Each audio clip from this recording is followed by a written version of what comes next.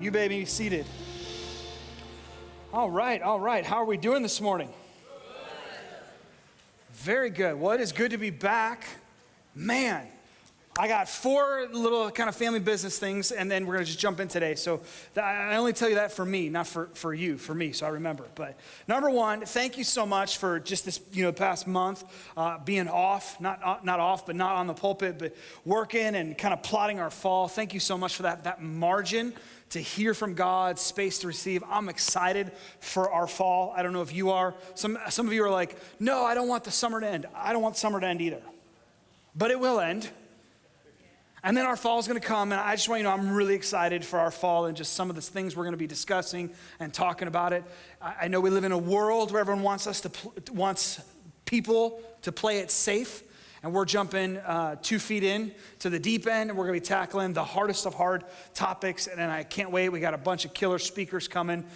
One of them, I know I just want to highlight it because I think it's really cool. But Dr. Christopher Yuan is going to be joining us, and he's going to be doing a seminar on holy sexuality. And we're going to be kind of talking about what does the Bible really say about sexuality. So that's one's coming up in our Hot Sauce series in September. So be looking forward to that. But thank you for that time away. I'm excited to be back. Number 2. How awesome is our staff and our pastors who brought the word this month? Can we just honor and thank them? Man, they crushed it. I was hanging out with somebody and they said, hey, what was that? Was that an experiment? I was like, well, no, it's kind of like the Hunger Games. I got to cut someone and I needed to know who to cut. That's a total joke. Total joke. That's not true. Nothing about that is true.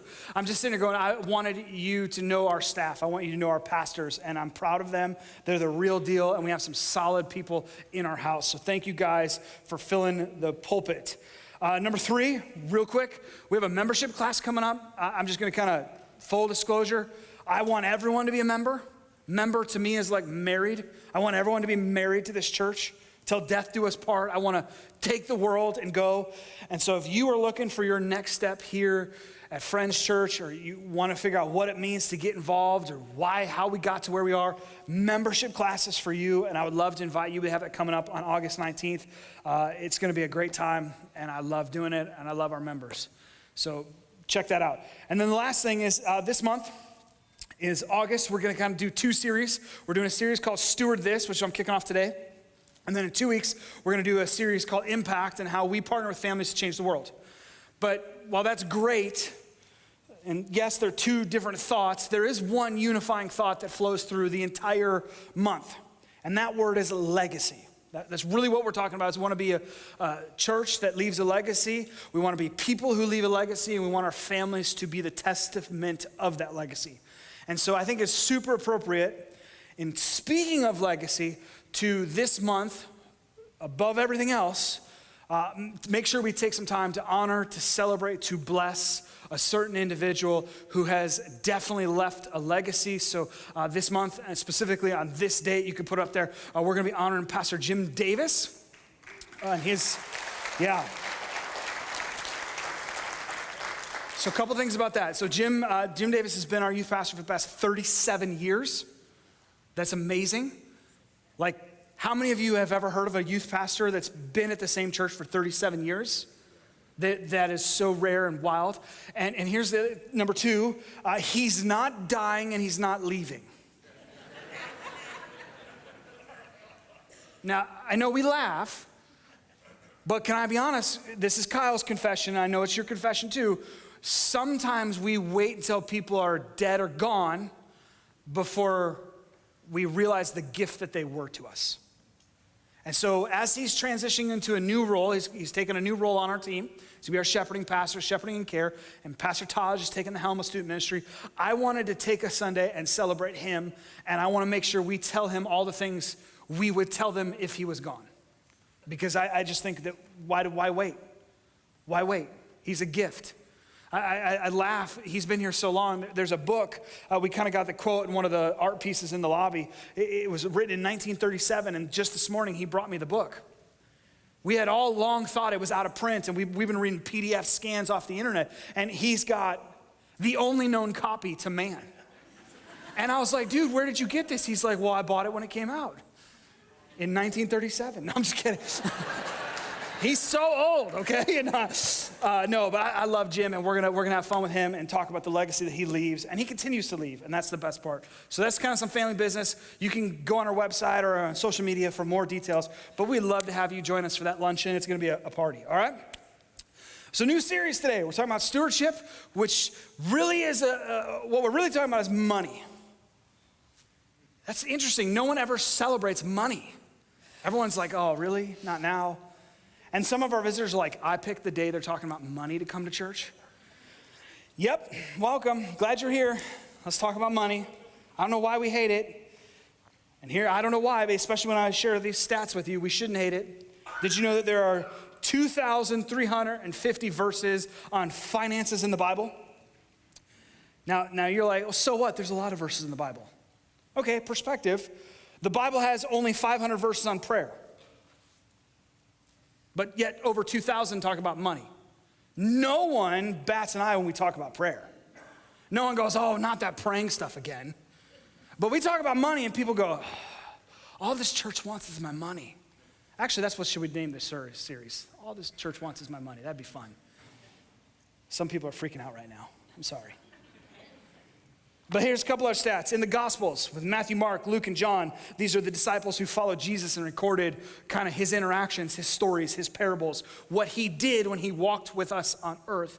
It's crazy to me. And what they recorded, there's 288 verses in the Gospels about money. Give you perspective on that. 15% of everything recorded, the words of Jesus were on money. So clearly Jesus knew something when he talked about money. He knows what the heart strings, the heart attachments, he knew what money was and the power that money had, and so he talked about it. Of all the verses on money, 1 in every 10 discuss how we specifically, you and I, handle our money. So if you ever wonder why we're talking about money, this is why. In fact, we probably should talk about money a lot more. And I know that makes some people uncomfortable.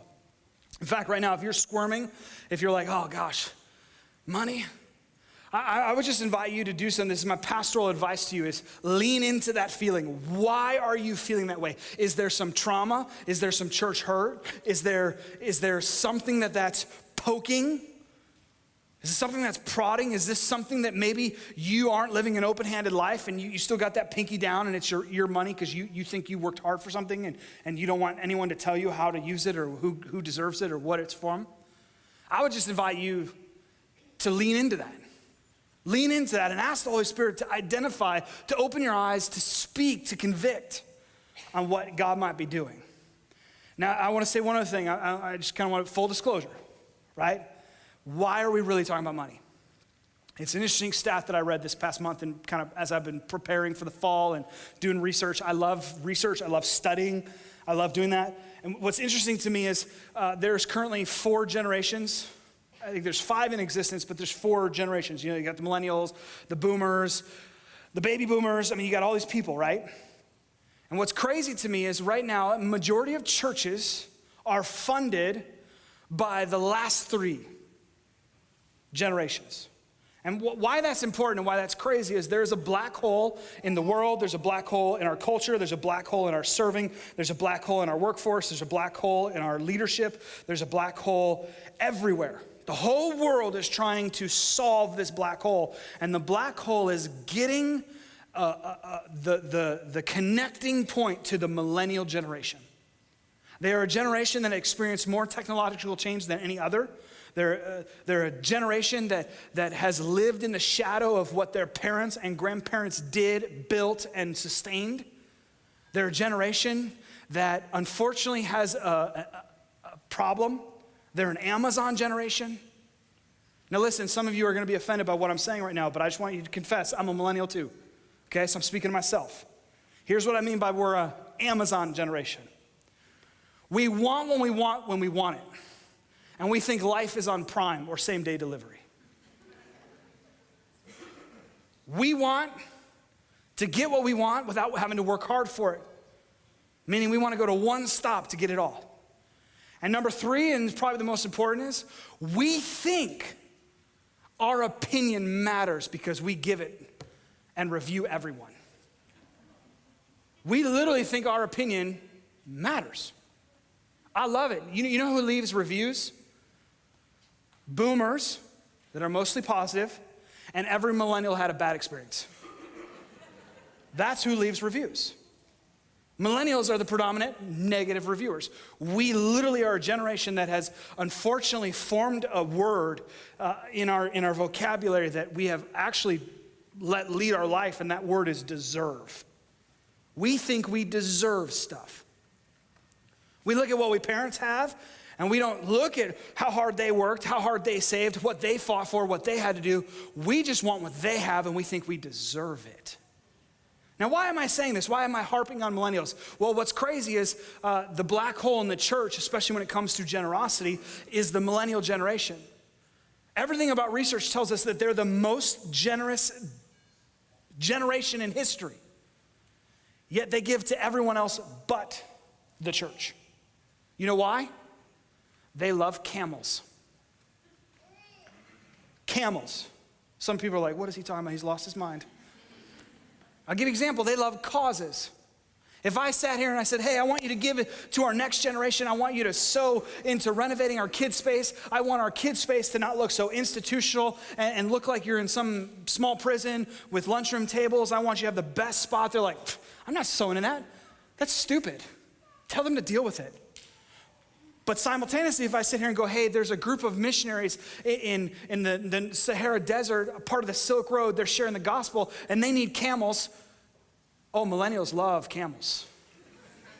Millennials make it rain on camels. It's unbelievable. We did a camel drive, right? We raised $13,000 in 9 hours for camels.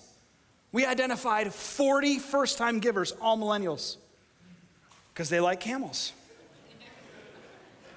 We do to the future, hey, sow into our next gen spaces. Let's renovate this place. No millennials. Not a lot. There were some, not a lot. Why am I telling you this? I'm telling you this just because for whatever reason, millennials have attached how a church spends money so negatively that they don't trust the church.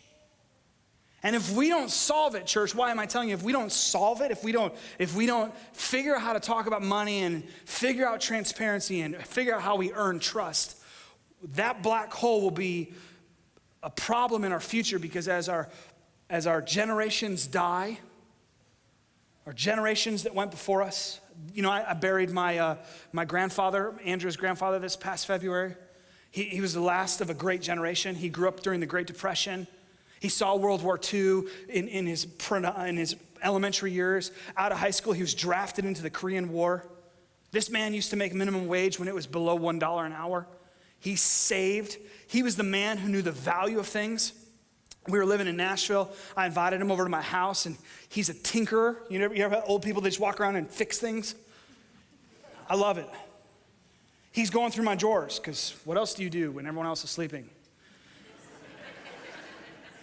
And he finds in my drawer this feature that millennials have. See, because millennials have a tool for everything. Can I get an old school amen? So that, you don't know this, but there's actually a knife for cutting grapefruit. It's curved. So I wake up that morning and my grandfather's like, hey, I fixed your knife for you. It's nice and straight now. And I was like, wait, you did what? And I literally, it was hilarious. I'm trying to explain to him, like, no, it's supposed to be bent. It's for cutting grapefruit. And he's looking at me like I got 3 heads going, man up, just cut a grapefruit. Like, you don't know how to use a knife? You need a curved one? He didn't understand it. But that generation is dying, and that generation is the predominant support of churches and our future. And so if I don't figure out how to connect to the hearts of our millennials who love causes and love camels, our future's in jeopardy. So that's the point of this. So if you are feeling it, if you're wigging out, if you're sitting there going, the church just wants my money, I'm going to invite you to just join me right now. And let's pray and ask the Lord to just go before us and see what he has for us today, okay? God, we just give you this moment. We invite your Holy Spirit as we read what you have for us, we study your word, that God, you would expose in us what needs to be exposed. God, but you'd also confirm in us what needs to be confirmed.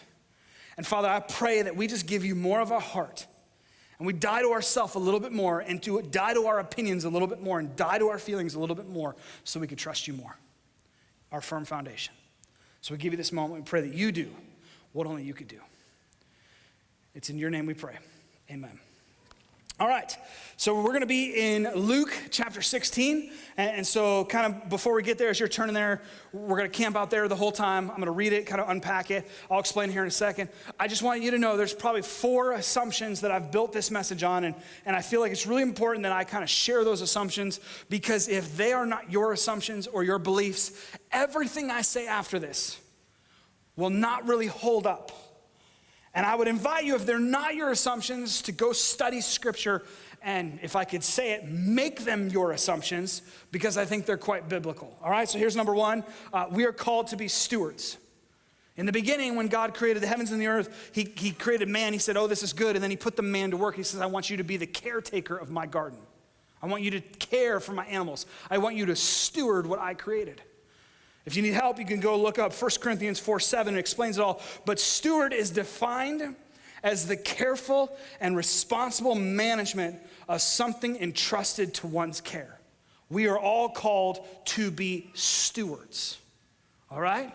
Assumption number 2. We are owners of nothing because we're stewards of everything.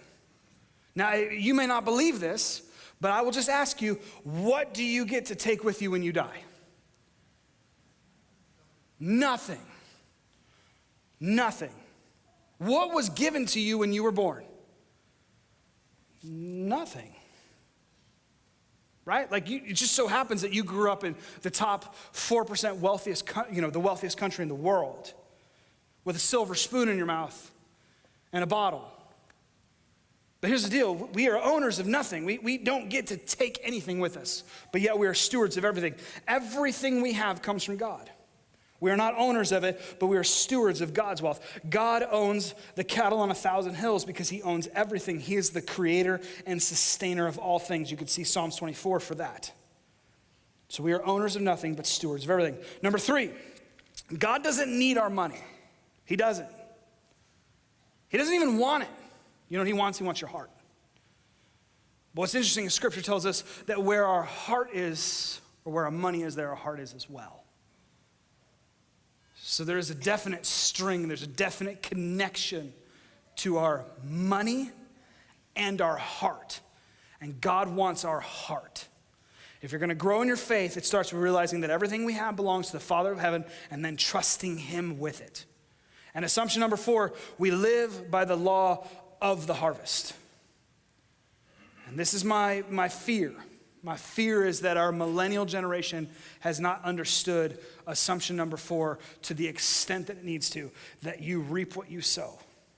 I think our millennials have planted cantaloupe everywhere, and they're hoping to someday sow watermelon.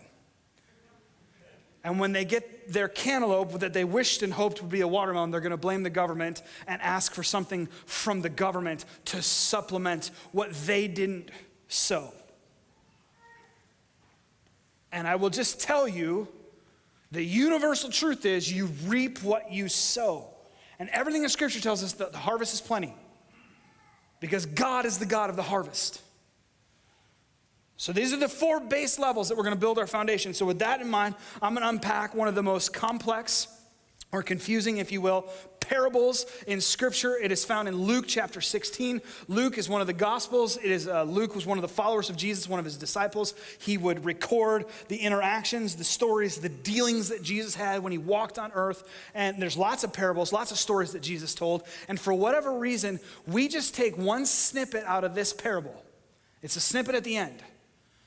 And we typically run way too far with the snippet at the end, and we never really unpack the context of the whole. And so I figured this is where we should start, in the confusing parts of Scripture, and unpack this. So we're going to read it and kind of unpack as we go. Is that good? Come on, you got to hang with me. Come on, are you good? All right, here we go. Luke 16, verse 1. It's on the screens if you want to follow along. This is Jesus talking to his disciples. He says this: there was a rich man who had a manager, and charges were brought to him that the man was wasting his possession. Now, I don't need to unpack this, but I just kind of give you some context, right? It's the story of a rich man. Someone who was so wealthy, had so much stuff, that he needed someone's help in managing how much stuff he had. This is a guy who lives how we think we would live if we won the lottery. You know all the Powerball players and Mega Millions players in here? Don't raise your hand because you just condemn yourself. I'm laughing.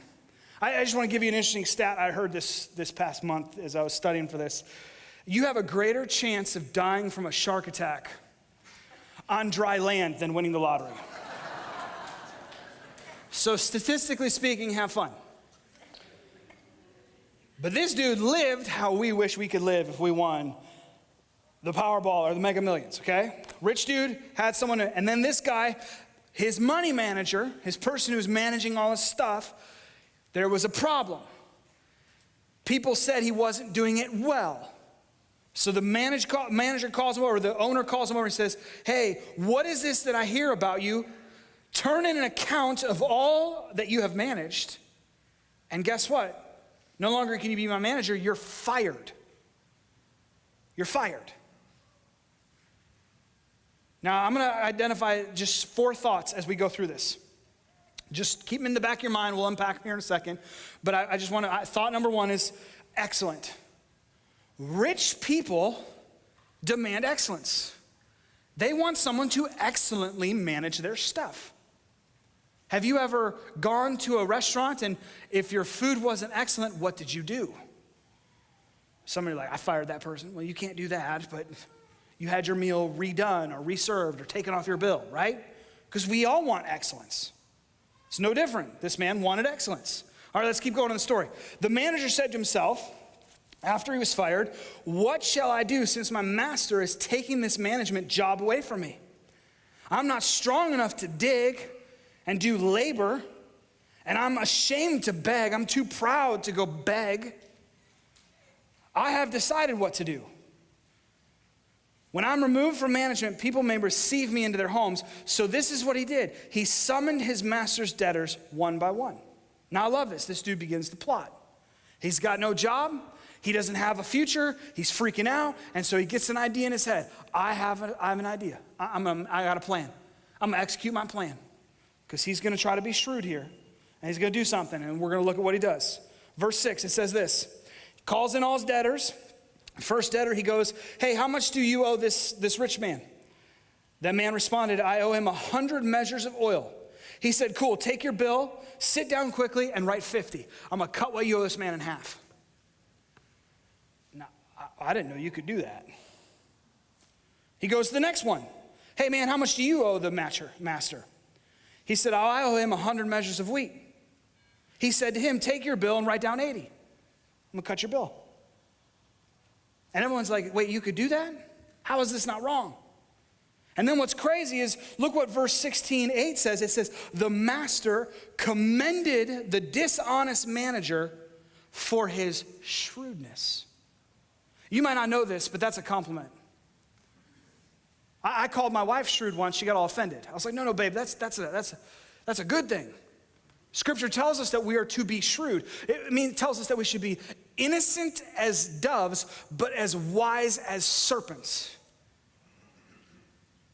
What were serpents used for in the Bible? A serpent was used to tempt Adam and Eve.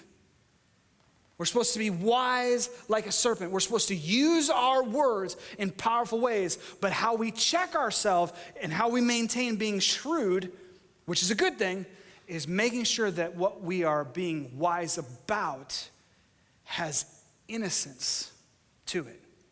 And so this man looks at this guy. He says, yeah, you're dishonest, but you know what? At least you're shrewd. I'll give you that, man. You're shrewd. Now, I know many of you are like, what? Now, let me take you back. Some context matters in this. We hear this a lot in the Gospels when we're studying the words of Jesus. He references tax collectors. And here's what I know is universally, you know who still hates tax collectors? Everybody. No one likes tax collectors. But back then they were specifically hated. Why? Because a tax collector was someone who took it upon themselves to hire themselves. They would go to whoever was the governing authority and be like, how much do these people owe? And they'd say, oh, they owe this percentage or this amount. He's like, all right, I'll get it for you. He just gave himself a job. And then he would go to that person in that small town and be like, listen, you owe me $100. And that person would be like, well, but my tax bill is only $50. And he's like, yep, You owe the government 50, and you owe me 50 for having to go get your taxes from you. And they would just tack on however much they wanted and call it a collection fee. Everyone hated tax collectors. And evidently, you could just do that back then. More importantly, when you were the job of a manager, you also got to make your living on the back of your wealthy master. The wealthy master would say, hey, listen, my expectation is that you steward my stuff well, and I want you to grow it and protect it. And so that manager, he would lend money out, and he would collect a fee, and then he would collect a personal fee for brokering the deal. And so what this shrewd manager was doing was he's sitting there going, hey, you first guy, you owe me 100 gallons of oil, but listen, just pay me 50. See, what he wasn't doing was taking or robbing his boss. He was cutting into his own profit margins. He went to the next debtor, and he said, hey, you got 100 pounds of wheat. Almost sounds like weed. Probably be more realistic for today. That was a joke. Calm down. 100 pounds of wheat. But here, listen, just give me 80 and we'll call ourselves good. Why? Because that 20 pounds, that was my cut. And the manager goes, wow, he may be dishonest, but he is shrewd. And then Jesus says something about his shrewdness. Look what he says in verse 8, second part. He says this, for the sons of this world are more shrewd in dealing with their own generation than the sons of light. Can I translate that for you? For the sons and daughters that call themselves followers of Christ, the sons of the world, those who are not Christians, the sons of the world are more shrewd than people who call themselves followers of Christ. And he goes on. He says, I tell you, make friends for yourselves by means of unrighteous wealth, so that when it fails, they may receive you into the eternal dwellings. One who is faithful in a very little is also faithful in much. And one who is dishonest in very little is also dishonest in much. Two key ideas. Obviously being shrewd and now being generous. What is he saying? What does this have to do with us? What he's saying is he's listening. He goes, this manager, he cared far more about relationship and reputation than he did his own personal wealth.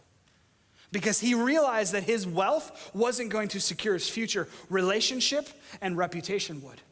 So he went to his debt collectors and he said, hey, listen, I need friends right now to get me into my future. So I'm going to remove what is my gain, because what I value more than wealth is relationship. What I value more than wealth is reputation. And then Jesus goes, hey, listen, those who call themselves followers of Christ, they're not very good at valuing relationship and reputation. In fact, the sons of the world, the people who literally think that the world is what is the flesh is more important than anything else, they're more shrewd. They're more wise and innocent than my followers, my sons and daughters. And then he goes on in verse 11, he says, you have heard it been said, you have heard that you have not been faithful in the unrighteous wealth. Who will entrust to you the true riches? And if you have not been faithful in which is another's, who will give you which is your own? And then this is the verse that we use wildly. Found in verse 13, he says, no servant can serve two masters. For either you will hate the one and love the other, or you will be devoted to the one and despise the other. You cannot serve both God and money. And there's that fourth key idea of being wise. What is this man really saying? What is Jesus telling these people? He's sitting here going, hey, in my kingdom, we don't just value what we have. We don't just value what we can get. We don't just value with what our checking account, our savings account, or what our material stuff is. What we really value, because it is our future, what we really value because it does sustain us, is relationship and our reputation. Because our relationships are what keep us connected when things don't go our way. Our reputation, our character, our integrity is what carries us when it's under attack. And then he drops the final bomb. In verse 14 and 15, he says this: the Pharisees, the religious people who were lovers of money, heard all these things, and they ridiculed him. And so Jesus said to them, you are just those who justify yourselves before men, but God knows your heart. For what is exalted among men is an abomination in the sight of God. Now, I got to be honest with you. I love when you go to a business or you experience a transaction, or maybe you yourself have worked for someone who values things, other things than the bottom line. Because isn't it crazy how different they treat you? When you're not just a cog in their wheel of the empire they're building, isn't it crazy how they treat you different? Because what Jesus just told us is that our relationships and our reputation matter. That's why we care about being the family. That's why we want you to be connected. But what does this have to do with money? What does this have to do with the bigger thing? Well, here's my concern, church. My concern is that we, the church, must not have a good reputation if the millennial generation and people who have been hurt by churches, have been hurt by how churches have spent them, they don't have a reputation, and they certainly must not have relationship because they aren't being generous. They must not buy into what we are doing because they're withholding. They're sitting there going, oh, that bill is someone else's. And it's crazy because statistically that's true. Statistically, 20% of the butts in the seats right now actually cost or cover the bill of the expense to run this place. It's crazy. Let me say it this way. If everyone was generous here, we would have more money than we knew what to do with. That's funny to me. I can't even imagine a world where we have more resource than we know what to do with. If the American church just tithed, it would solve world hunger in the first quarter of the year. By the fourth quarter, it wouldn't know what to do with all the money it had. So why does this matter to you? Well, because I want you to have relationship, and I want to have a reputation, and I don't want you to assume it. I want you to know it. How does this church spend its money? What does this church value? What does this church think about resources?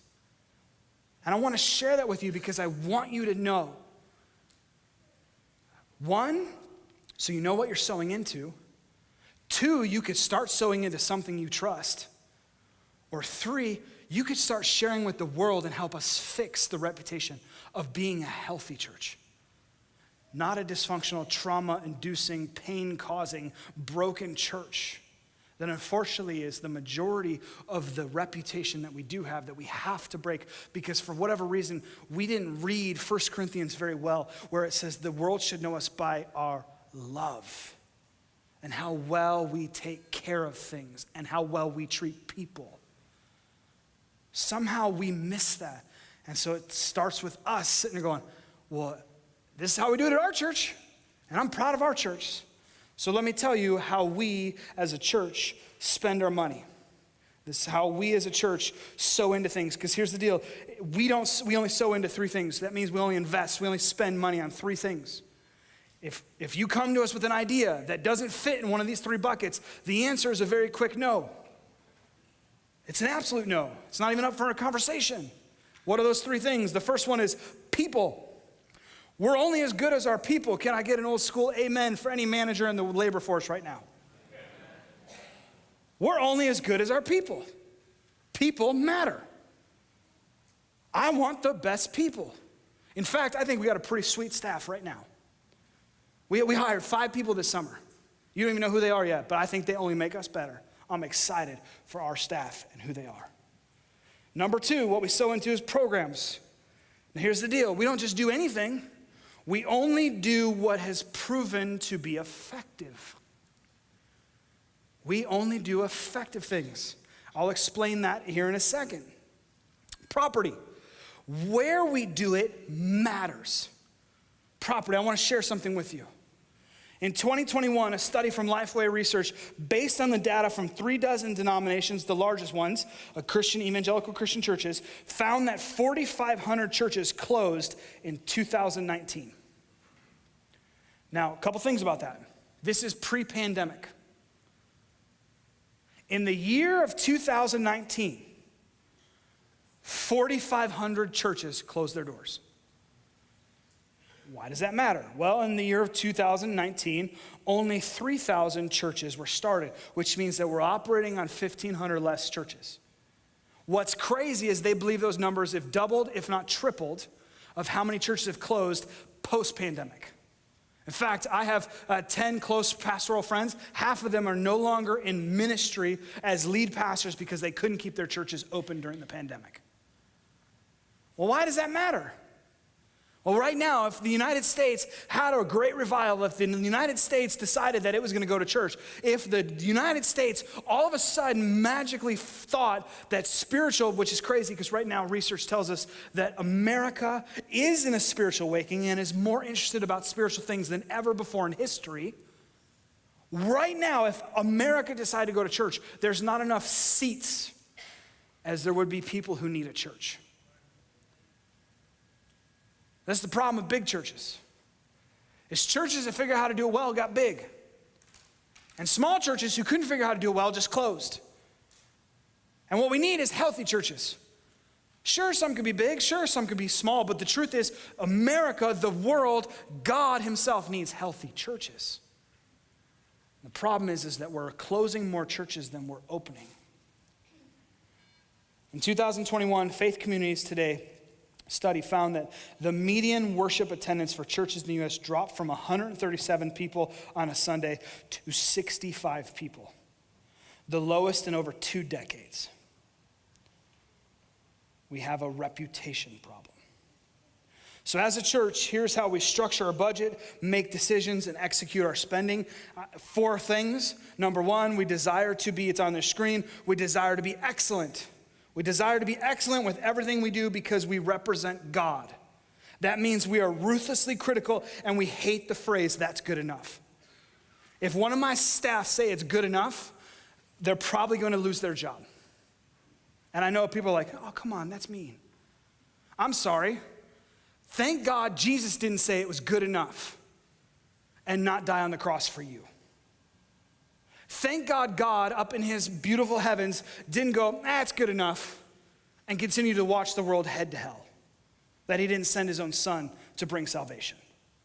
Nowhere in the scriptures do I believe, or do I read, or do I understand, or do I perceive, or does any theology communicate that God is a God that's just good enough. We serve a God who does the immeasurably more than we could ever ask or imagine. We serve a God who is excellent. And therefore, his people are called to be like him and be excellent. Excellent. Number 2, we desire to be wise. We ask a lot of questions. We seek out a lot of people smarter than us to help us understand the problem or the opportunity. We don't do anything unless we know why we are doing it and what it accomplishes. 2 thoughts on that. Number 1, I'm a data junkie. When someone comes to me on my staff and says, hey, I've got this great new opportunity, we should do this, and I go, why? And then I quickly followed up by going, and what are the data points that we can measure it against to see if it's truly effective? Because feelings are fickle and feelings lie. And we don't do anything by feelings.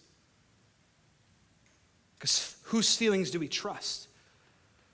We want to know why. What does it move? What does it advance? Does it point people to Christ? I'll give you an example. We had a quilting ministry. And I know I talk about this one a lot, but to me, it's my it's a very important thing to me, this quilting ministry, because what I loved was a bunch of people got together and formed an intentional community, and they discovered that they had a love of making quilts and sewing and crafting. And you know what's crazy? My 5-year-old son came up to me. He's like, you know what, Mom? can you teach me how to knit this year? Where did you learn that? But yeah, sure, we'll figure it out. I love that people use their hobbies as a point of connection. And so these ladies and these people got together, they started making stuff, and then they said, what do we do with all this stuff that we made? And then they said, what if we could give it away? And so by reputation and by relationship, they started to give quilts away. And they would find, who was going on a mission trip? Do they need blankets? We'll make blankets for them. Or what baby was just born? We'll send them a blanket. And I came here, and as I was interviewing for the job, they're like, we have a quilting ministry. And don't get me wrong, I'm probably doing what you were like doing right now. I'm like, a what? A quilting ministry. I'm like, well, what do they do? They make quilts. I'm like, why? And no one could answer me. And I was perplexed because I'm sitting there going, I don't want to be the jerk on my first day, go, we're shutting down a quilting ministry because no one knows a why. Because there's a bunch of ladies hanging out. And then I saw our first child dedication. And I'm watching as our church is extending their hand. And I'm watching as our church is saying, we'll pray for you. We're dedicating you to the house. We're going to raise your kid with you. We're going to tell you the truth. You're saying that this kid, you want them to be a Christian. And I'm sitting there going, It's almost like our church is going to be a prayer covering for them.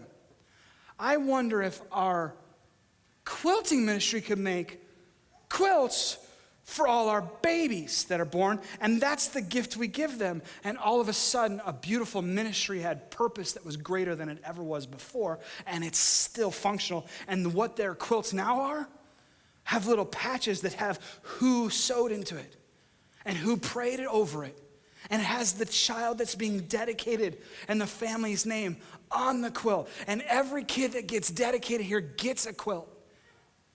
And I think that's beautiful because we want to be a family's covering when they need covering. It had to have a why. Now here's what I'm gonna tell you. We just had to fix our roof. You know who wasn't in any of the roof meetings? Me. You know why? What do I know about roofs? We just refinanced back when interest rates were low. You know who wasn't in any of the refinance meetings? Me. Because what do I know about finances? I went to people way smarter and said, we need a roof. Can you help sort this out? And they went shrewd. Oh, you should see it, man. It's so tense in these meetings. I just want to be a fly in the wall and laugh because I love confrontation. It just is awesome. The banks, all these tense meetings, because we know what our worth is. We know we're going to get the best deal. We're going to find relationship. We're going to use our relationships and our reputation, and we're going to be wise. And we got a great rate. And then they let us lock in that rate, and then we had this little swap penalty, and we just waited till the interest rates kept going up, and we ended up like saving $100,000 on our swap penalty because we bought in our rate because we're shrewd, and it's awesome. And guess who had nothing to do with it? Me. I just get to testify about it. But here's the deal. You plan something on Sunday, guess who's in the meeting? Me, because that's what I know. Here's the deal. We go to people smarter than us because we want to be wise. Number 3, we desire to be shrewd. We value high ministry and low overhead. We shop, we plan, and we have high accountability. My staff hate me. Why? Because I don't give them any money until they tell me what they're spending on it, what it advances, what it changes, and why we need to spend money on it. And some of you are like, that makes sense. Except when they have to do that for a coffee meeting, they get real frustrated. But here's what I'll tell you. You may call that micromanagement. You might call that a waste of time. But I will tell you, every conversation that we as a staff have, that you're paying for as the generous butts in the seats right now, it better be moving something on this side of eternity. And you better believe that I measure against it. Because we work for you, and our job is not to do the work of the ministry. Our job is to equip the saints, which is you, to do the work of the ministry. And so you better believe we're shrewd. Our executive assistant, my executive pastor, she's the cheapest lady I know, and I love her. She's the person who's like, oh, do we need an outfit? I'll just return it when we're done. I'm like, you can't really do that. But she's that thrifty. It's awesome. I just put her on things and she finds deals. Well, I took my staff. It's hilarious. I'm totally exposing you. You know, we did some fun things with our staff. I took them to Topgolf. I don't know if you've ever been to Top Golf. It's like really expensive. And it's really stupid. It's like fake golf. You just hit the ball, and I don't even know how you score points because I'm horrible at it, but needless to say, she paid in gift cards. You know why? Because Costco's running a deal. If you buy $100 in gift cards, you get them for $80. It was annoying and hilarious watching her going, okay, well, here's gift card number 1, as she's paying in gift cards. And she's like, oh, and I want my deposit on the gift card too. Because we saved $20 for every $100 we spent. But you know what? That's our church. We're shrewd. Number 4, we desire to be generous. We serve a God of abundance, not scarcity. I'm going to read that again because many of you don't believe that. We serve a God of abundance, not scarcity. God created the world with abundance. The sinful person always responds with fear and scarcity. I have a friend who started a church in Akron, in the ghetto of Akron. It's called a dinner church. Every Thursday night, he serves a meal, and then after the meal, he shares the gospel, and that's church. And it's a beautiful thing. You know what my favorite thing that he does is? He puts more food on the table than anyone at that table can eat. And I'm like, isn't that a waste? He's like, no, because I want all those people that are sitting at this table, because here's the deal, they're there for a good meal, because they live their lives in scarcity. I need to know that they're pointing to a God of abundance. And in God's house, there will always be more than enough. And that's what we communicate without communicating, because we are a generous church. We're generous. I love this. I had a millennial come into my office and sorry. I had a person come into my office.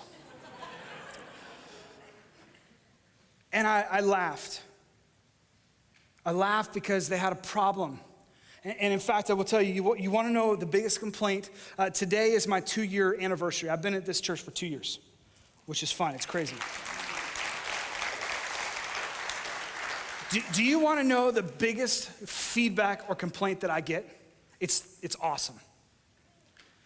The biggest source of contention that I have caused in this church in 2 years is that I give crumble cookie out at Christmas. Crumble cookie. If you do not know what crumble cookie is right now, I know what you're doing this afternoon. You're going to Google crumble cookie and you're going to go buy crumble cookie. It'll cost you your left arm, but it's worth it.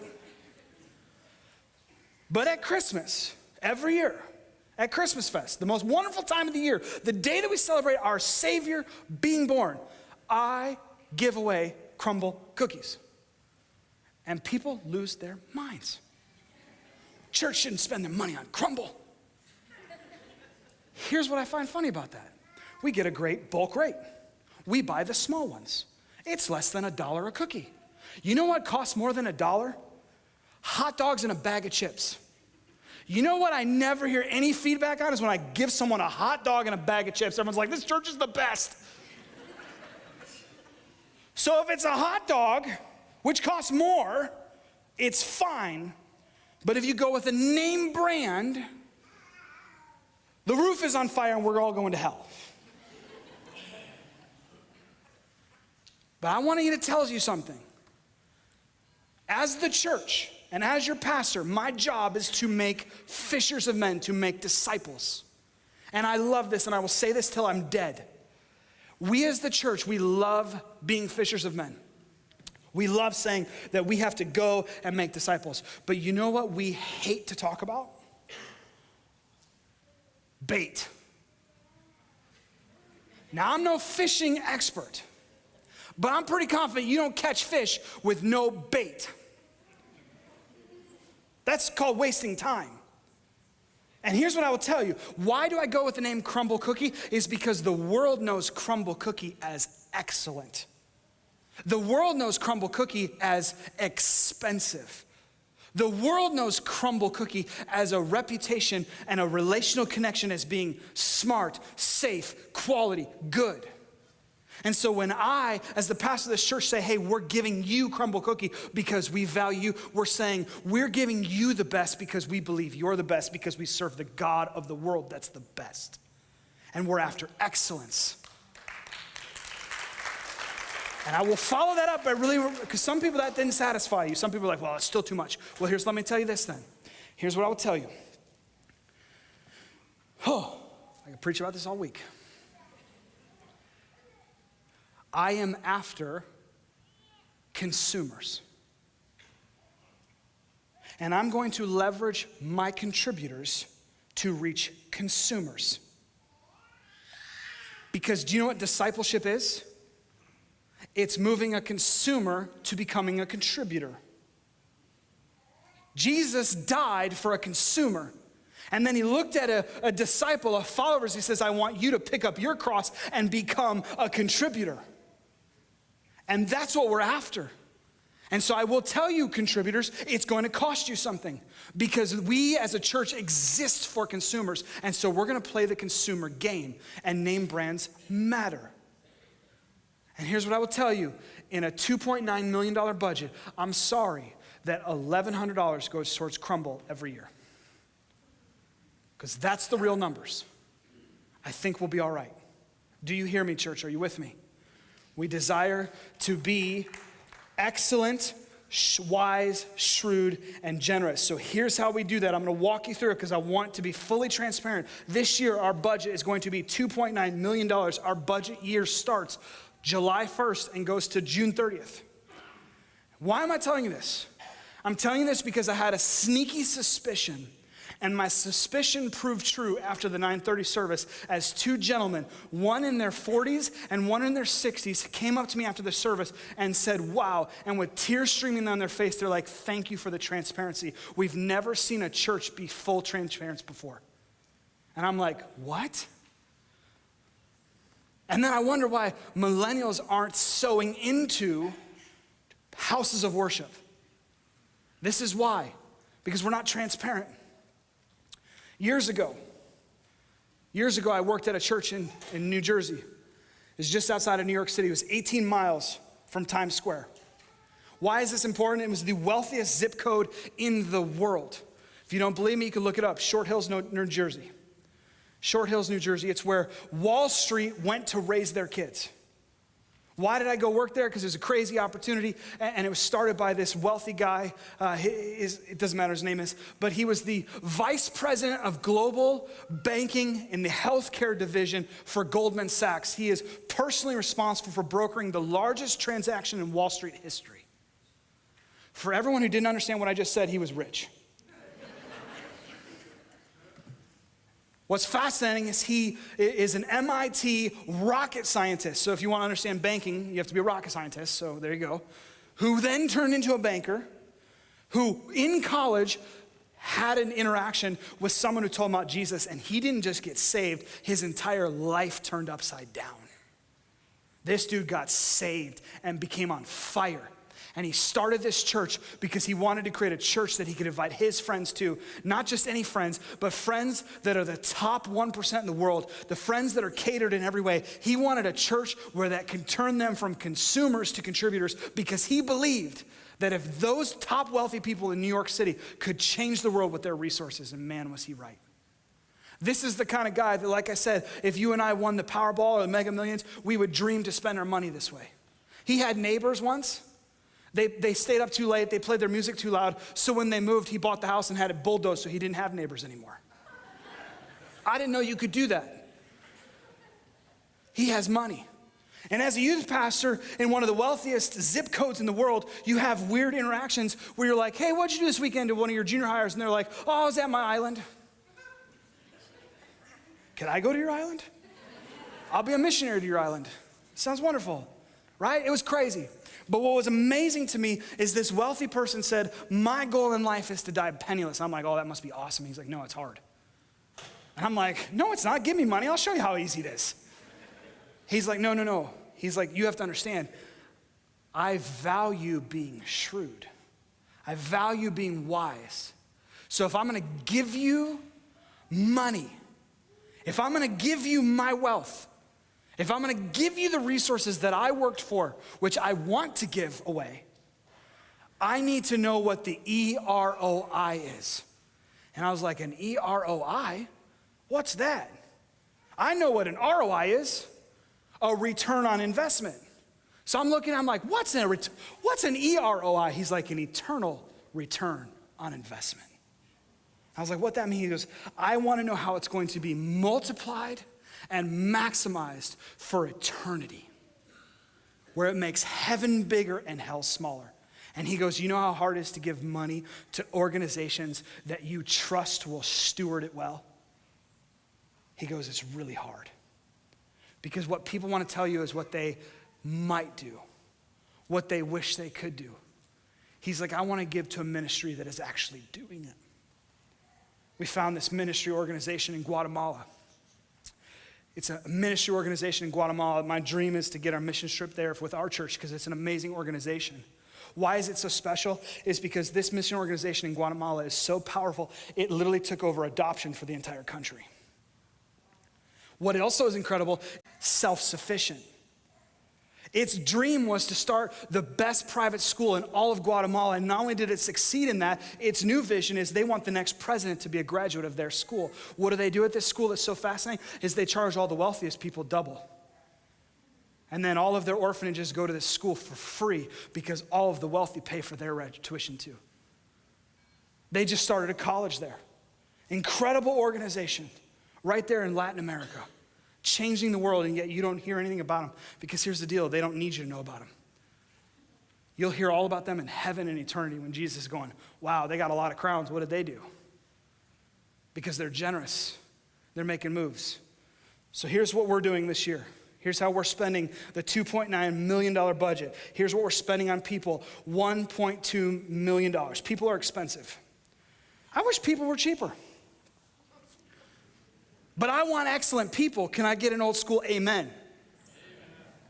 People are expensive. So what does 1.2 get us? It gets us 11 full-time employees and 6 part-time that aid in our ministry expense. I was at a function this past month, and this 92-year-old lady, the only reason I'm telling you she's 92 is because I had to make her show me her driver's license because I didn't believe it. This lady looked like she could bench me.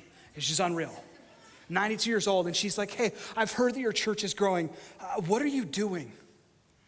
And I didn't know how to answer that, so I'm engaging in conversation, and so I'm telling her some of the things we're doing, and she's like, well, do you have an assistant or something? How do you accomplish all that? And I was like, well, I have a staff. I have 11 full-time and 6. She's like, your church has a staff? I've never heard of a church with a staff. I just thought the pastor killed himself. She goes, that's wonderful. We have an amazing staff. You just got to see a lot of them this past month. Well, then we have a facility and operations team, which is cleaners and facilities and maintenance and all that stuff. And there's another 2 full-time people and part-time people. And that costs a lot of money, $1.2 million. Programs, because again, we only invest in people, programs, and property. Programs, this includes all of our programming costs for ministries. $344,000 what we spend to do ministry. Now, I say this pretty happy, but I wish we could do better. Of the $344,000, because we desire to be generous, $208,000 that goes to outreach and missions. It goes out the door to reach people. I think that's pretty cool. Why am I upset? Is because I want it to be $290,000. I want it to be 10% of our budget. Because if I'm asking for 10% of our congregation, I want to make sure that we as a church are giving away 10%. Because we desire to be shrewd, we operate all of our events at a zero budget. What does that mean? Is that anything that isn't a Sunday or Wednesday is paid for by whatever we're doing. Because the only thing we sow into is the free ministries of Sunday and Wednesday, and I think that's awesome. I think that's awesome. I think you should clap, but whatever. Property. Property's a big one. $1,359,000. Because we desire to be wise, we are spending a considerable amount of maintenance to protect our greatest source of ministry. Anyone's gas bills go up this month or this summer? Anyone's electric bills go up? Is everything costing more? Yes, it is for us too. In fact, we had to put a roof on the back side of this building. It cost $650,000. Property is expensive. Half of that is in this money. We got to do some other things. Properties are expensive, but I will tell you this, it's the greatest vessel for ministry. This building is used a ridiculous amount. You don't believe me? Just look at the walls. Go on the 2nd and 3rd floor. I want this property to be used. You know what you shouldn't trust is a church that's pristine, where there's no dust, there's no marks on the walls, because I will tell you it's not good for the land of the living. It's where dead people go. I want to see a church with activity. Our building is used 6 days a week, and on Sunday when we leave, we close it down because we believe our staff deserve a break. It is used, and it's used well, and it's used every day, even on Sundays. When service is over, we're done. But I want to just celebrate something. Because I know many people, especially those in the older generations, they read our monthly bulletin and they freak out because they see that we're not meeting our budget. And that's okay, you can freak out. But I just want to teach you something, and this is how Kyle does this. This is how the pastors do this. This is how the elders are going to function. And I'm not saying that because it's right, I'm just saying that because I think it's biblical. We are always going to have more vision than resources. What does that mean? We're never going to make budget. Our budget will always be higher than the actual resources that we have. Why? Because we serve a God of abundance. And when we have a gap, we call that the vision gap that only God can solve. Because it's his church and he'll build it. And I don't know how, if I knew how we were going to raise all our money, I wouldn't need God. And that's a scary place to be in, isn't it? But here's what I will tell you very quickly is we're shrewd, so we only spend what we have because we can't spend what we don't have. I've been here for 2 years, so I can't testify to the years before. I can only testify to what we've done in the last 2 years, and I would love for you to celebrate with me because I think it's pretty cool. Here's what we've accomplished the last 2 years, and for you builders that have been sowing into this place for 20 plus years, 10 years, this is for you. This past 2 years, we've grown the church 1,700 people. I think that's awesome. We hired 4 full-time employees, additional full-time employees. We did a $300,000 renovation to our next-gen spaces, our first floor. $300,000. We gave an additional $100,000 in addition to our sponsors, in addition to what we budgeted, to ministry partners. For example, we gave $10,000 to Friends of Recovery because we believe what they're doing in Lake County as their war against addiction. We gave $20,000 to plant 2 churches in Brazil, and man, those churches are exploding. I'm going to Brazil next month. I'm gonna bring a video camera. Their churches are exploding because they are reaching people. There is revival breaking out in Brazil, all because of what we supported a year ago. We gave $30,000 to Harriet Tubman Ministries. Who is Harriet Tubman Ministries? They're a sex trafficking. We gave them $30,000 for them to have a home. We don't even know the address of the home. Why? Because it's where they house the girls that they rescue. And we're not allowed to know. But I believe that's pretty kingdom work because God is a God of rescue. We help them get a home. And here's my favorite part. On top of all that, the past 2 years, we put $450,000 in the bank. That's incredible, church.